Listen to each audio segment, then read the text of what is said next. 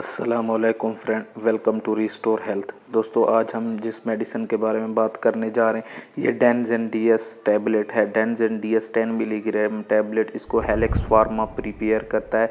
ये 20 टैबलेट का एक पैक होता है। तो इस ये जो डेंजेंडियस टैबलेट है composed of serrapeptase. It is anti inflammatory medicine. Serrapeptase जो होता है ये सिल्क वर्म से इसको एक्सट्रैक्ट किया जाता है।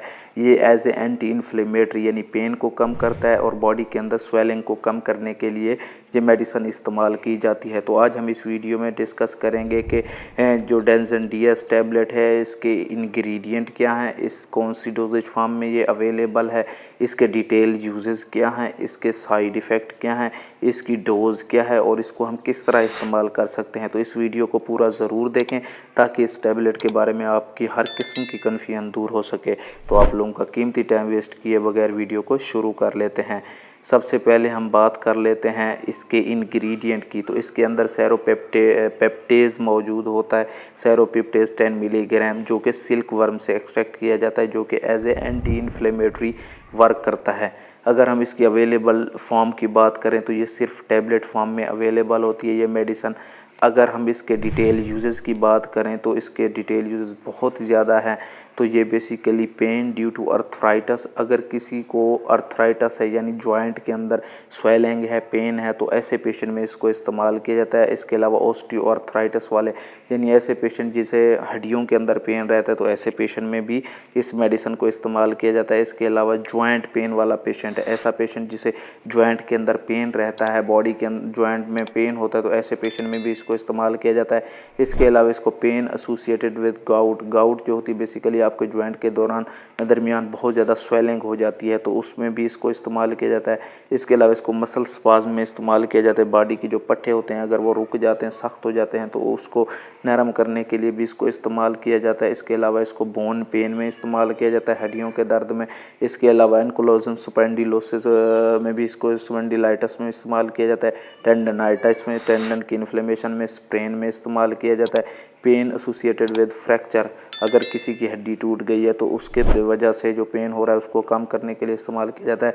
बैक पेन यानी कमर का दर्द है तो ऐसे पेशेंट में इस्तेमाल किया जाता है। ऐसे पेशेंट जिनका जो शोल्डर रुक जाता है, फ्रोजन शोल्डर हो जाता है, तो ऐसे पेशेंट में भी इसको इस्तेमाल किया जाता है। इसके अलावा इसको नेक पेन में इस्तेमाल किया जाता है, यानी गर्दन को घुमाते वक्त जो पेन महसूस होता है उसके लिए इस्तेमाल किया जाता है। इसके अलावा ब्रूसाइटिस में इस्तेमाल किया जाता है, यानी लड़ाई के दौरान जो ब्रूसेस पड़ जाते हैं फेस के ऊपर या जिस्म के बाकी हिस्सों पे जहाँ पे ब्लड जमा हो जाता है और वहाँ पे पेन होता है, तो उसमें भी इसको इस्तेमाल किया जाता है।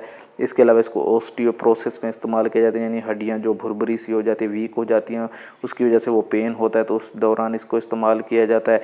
इसके अलावा फाइब्रोमाइल्जिया में भी इसको इस्तेमाल किया जाता है। माइग्रेन हेडेक में भी इस्तेमाल किया जाता है, आधा सर का जो दर्द होता है उसमें इसको इस्तेमाल किया जाता है। टेंडन हेडेक में भी इस्तेमाल किया जाता है। कार्पल टनल सिंड्रोम में भी इसको इस्तेमाल किया जाता है। इसके अलावा इसको जो है ना साइनोसाइटिस में इस्तेमाल किया जाता है, जो नाक का साइनस म्यूकोजा होता है, अगर वहाँ पे इन्फ्लेमेशन होगी और पेन हो रहा है तो उस दौरान इसको इस्तेमाल किया जाता है। लैरिंजाइटिस में इस्तेमाल किया जाता है, यानी अगर आपका जो गले का लेयरिंग्स है वहाँ पे स्वेलिंग होगी तो उसमें इस्तेमाल किया जाता है। सोर थ्रॉट में इस्तेमाल किया जाता है, आपका गला ख़राब है उसमें। एयर इन्फेक्शन में अगर पेन बहुत ज़्यादा हो रहा है उसमें इस्तेमाल किया जाता है।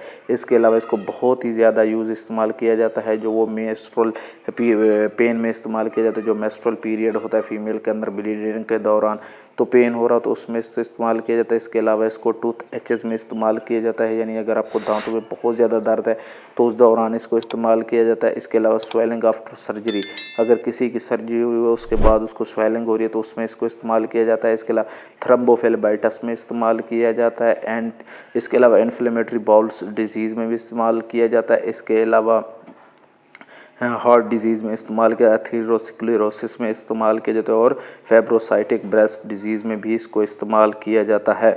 ये इसके मेन यूजेस हैं। इसके अलावा अगर हम बात कर लें इस मेडिसिन के साइड इफ़ेक्ट की, तो इसके जो साइड इफ़ेक्ट हैं वो एज सच कोई साइड इफ़ेक्ट बहुत ज़्यादा नहीं है, लेकिन जो सेरोपेप्टेज को इस्तेमाल करने की वजह से साइड इफ़ेक्ट ज़ाहिर हुए हैं वो बेसिकली ये हैं कि पेशेंट को इसके इस्तेमाल करने की वजह से नोज़िया हो सकता है, स्टमक पेन हो सकता है, मसल्स पेन हो सकता है, जॉइंट पेन हो सकता है, कफ हो सकती है और रैशेज़ वगैरह हो सकते हैं। अगर इनमें से कोई साइड इफ़ेक्ट ज़ाहिर होता है तो आप इस मेडिसिन को इस्तेमाल करना बंद कर दें। अगर हम बात कर लें इसके इसके यूजेज की क्या, डेंजन डी एस टैबलेट को हम जो 10 मिलीग्राम की टैबलेट किस तरह इस्तेमाल कर सकते। तो आपने इसको जो है ना डेंजन डी एस की एक टैबलेट को 1 गिलास पानी के साथ लेना है और पूरी इस टैबलेट को आपने पानी के साथ ऑरली ले लेना है।